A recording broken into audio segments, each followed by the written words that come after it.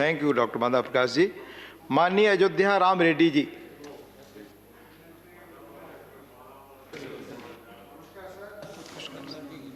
I rise to speak on this major port authorities bill, which is a very welcome move, and from YSR Congress Party we support this bill.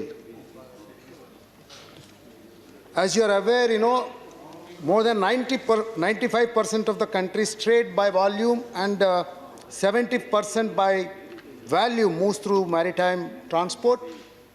This is a major important sector, and this bill, 1963 Act amendment and the new bill that has come as the Major Port Authorities Bill 2020 is really, is a very welcoming move in terms of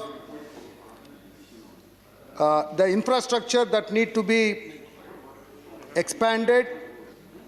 It tries to bring in a balance between the major ports and minor ports.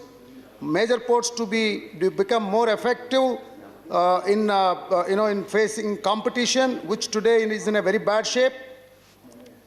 And also, the Government of India's proposal initiatives to integrate that with Sagarmala.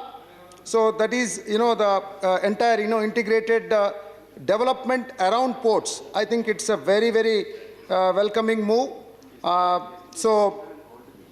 And also, this bill was introduced with the ideas of bringing in PPPs, which is again, from our point of view, on the core operational issues, it is going to be very supportive. The applications of the bill goes for all the major ports, and also there is an authority board that is being introduced. This authorities board is going to support in creation of, in taking up decisions. Please conclude now. Level. And then the composition of the board is going to be fantastic. Fixing of rates is good. And CSR support also is at the local level, which is going to help. There is also an adjudicatory board, and with all these things, your time is over, sir. Please conclude. One minute, sir. As per the State Bifurcation Act, Government of India is responsible to develop a major port in Andhra Pradesh. At Dugarajapatnam, we have proposed, and we would request you to take this forward. And our Chief Minister, Jagan Mohan Reddy, is proposing to build 4 ports with 12,000 crore investment to increase the port handling from 100 tons to 400 tons. We request Government of India sir. It's your time is over. Thank you. Professor Ram Gopal.